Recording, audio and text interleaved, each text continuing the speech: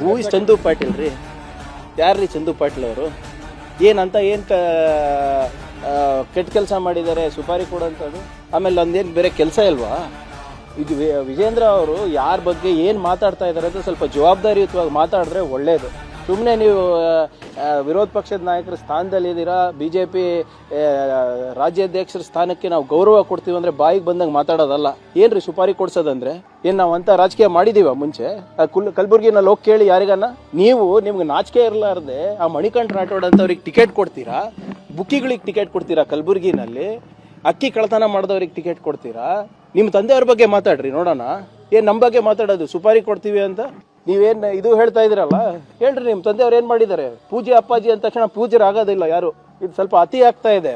ನಾವು ಸುಮ್ಮನೆ ಇದ್ದೀವಿ ಅಂದ ತಕ್ಷಣ ನಾವೇನು ನಮ್ಮ ತಂದೆಯವರ ಮರ್ಯಾದೆ ಗೌರವ ಕೊಟ್ಕೊಂಡು ನಾವು ಸುಮ್ಮನಿದ್ದೀವಿ? ನಮಗೂ ಮಾತಾಡೋಕೆ ಬರುತ್ತೆ. ಏನು ಪದೇ ಪದೇ BJP ಅವ್ರು ಹೇಳ್ತಾ ಇರೋದು ಸುಪಾರಿ ಕೊಟ್ಟಿದ್ದೀವಿ ಅಂತ? ಆ ಪ್ರವೃತ್ತಿ ಬೆಳೆಸಿಲ್ಲ. ನಾನು ಮುಂಚೆನೂ ಹೇಳಿದ್ದೀನಿ, ಈಗಲೂ ಹೇಳ್ತಾ ಇದ್ದೀನಿ. ಬಸವ ಮತ್ತು ಬುದ್ಧನ ತತ್ವದ ಎಷ್ಟು ನಮ್ಮ ಮೇಲೆ ನಂಬಿಕೆ ಇದೆ, ಅಷ್ಟೇ ಅಂಬೇಡ್ಕರ್ ಅವರ ಹೋರಾಟದ ರಕ್ತ ಇದೆ. ನೀವು ಇಳಿದ್ರೆ ನಾವೆಲ್ಲ ಬೀದಿಗೆ ಇಳಿದ್ರೆ ನೀವು ಮನೆ ಖಾಲಿ ಮಾಡಬೇಕಾಗಿತ್ತು.